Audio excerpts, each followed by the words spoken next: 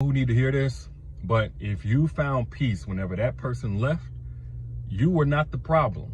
I know we all got problems, we all got issues, we all make mistakes and all that kind of stuff, but if you found peace whenever they left, you were not the problem. Your only problem was that you probably stayed too long. That was a real issue. You know, now you take accountability for what you may have done wrong, but don't take responsibility for what somebody else did to destroy something that you gave your full self to, that you gave every opportunity to make it work.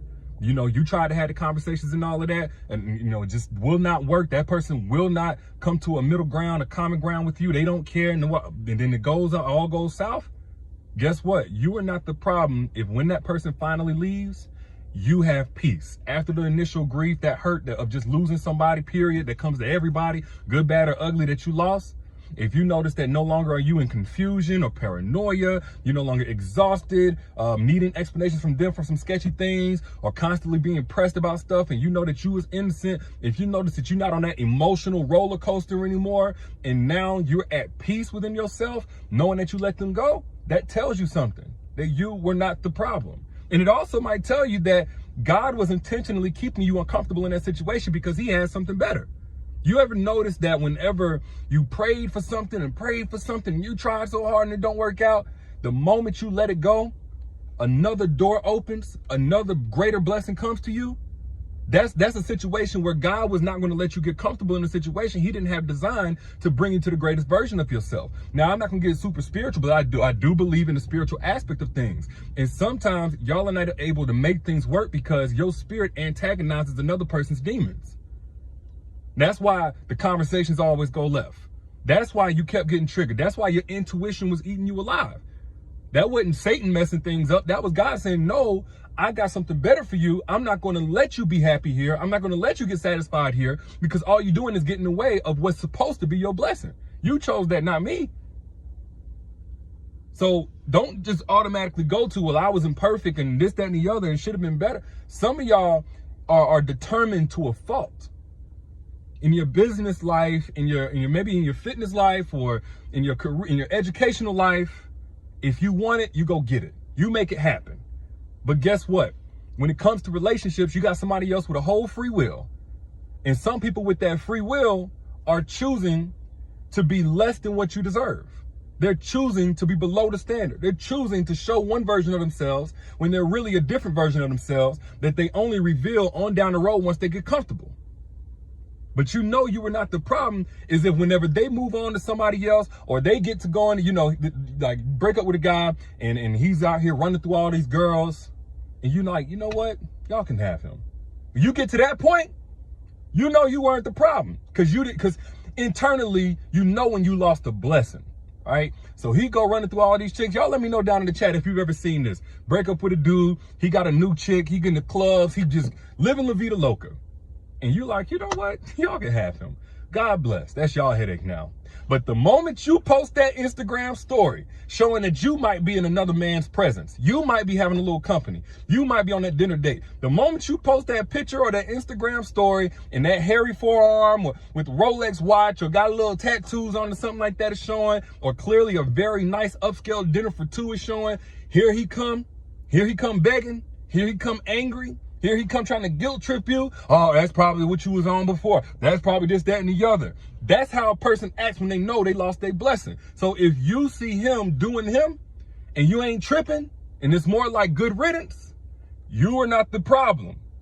Matter of fact, I would say that would let you know right there the fact that he came begging after the fact, because guess what? All of those criticisms and all of that neglecting the relationship, ain't it funny how it turned into, baby, please, can we have lunch? Can we talk? Can we just be friends? Can we just link up again? We ain't got to make it all complicated. Maybe we could take it slow this time. Ain't it funny how in the relationship, it was all of these critiques and you doing this and you doing that and you just the problem? Or he could care less about your tears. He could care less about the conversation you want to have. He could care less about the things that you want to do to go and have fun and just give you attention, the attention that you need. He's trying to get to his money. Everything else more important to you in the relationship. But when it's all said and done and you really show that you're finally letting go, now all of a sudden bygones is bygones. Ain't it funny how that always worked? That's proof that you were not the problem. That tells you that all of that criticism and neglect played a different role in a relationship. It was a way to just keep you in place. It was a way to, like, he felt comfortable whenever the trauma bond was there. He felt comfortable when the soul tie was there.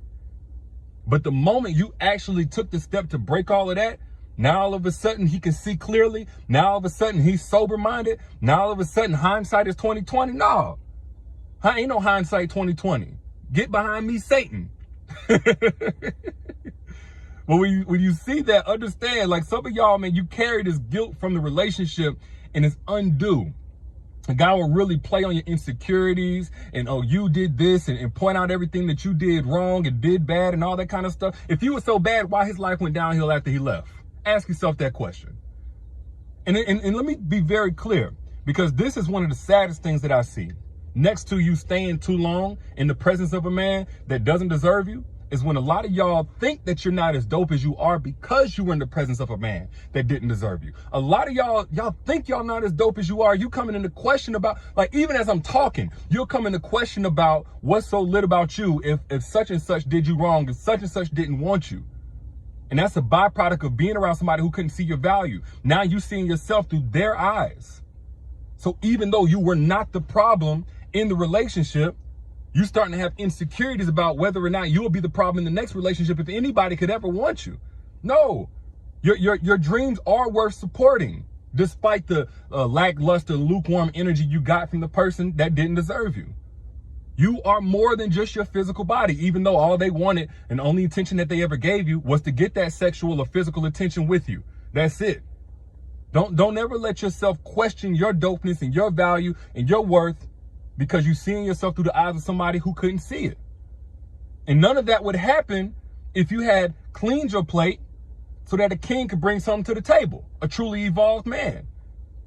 And I talk about that all the time, but y'all, it's not so hard to find an evolved man if you're not focused on a little boy. If you're not letting your vision be clouded by somebody who still hasn't grown up. And I'm not talking about in terms of the age on his driver's license, because that don't determine maturity. That birth certificate does not tell you how old somebody is. How old somebody is comes down to where they're at mentally, their evolution. And evolved men are actually all around looking for equally evolved women. But the problem is a lot of evolved women don't know how to position themselves to be found by an evolved man. Something that I talked about in depth on my masterclass, Secrets to Making Evolved Men Crave You. We went in on how to position yourself to attract evolved men into your life. Multiple. So you could choose the one that's right for you. If you haven't gotten access to that masterclass yet, I put the link right here down in the comments. Secrets to Making Evolved Men Crave You. And it's also in the link in the caption as well. Over an hour of gems dropped, helped thousands of women already. If you have not gotten access to that free masterclass, get access now. But moral of the story is this. A lot of y'all leave situations and in an effort to be humble, in an effort to be self-reflecting. You think about what you could have done better, no doubt about it. You probably could have done something better. But one of the things I see a lot of y'all that you could have done better was choose somebody better, instead of letting yourself try to get comfortable in a situation with somebody who wasn't equally yoked with you. That was the real problem. But those are just my thoughts. If you got anything from this conversation, share this right now for somebody else in your timeline that also might need to hear this message. Share this right now. I need at least 10 people to share this message right now. And don't forget to get access to the free masterclass, Secrets to Making Evolved Men Crave You. Again, it's free. It's at the link that's pinned right here in this comment. And it's also in the caption whenever you back out.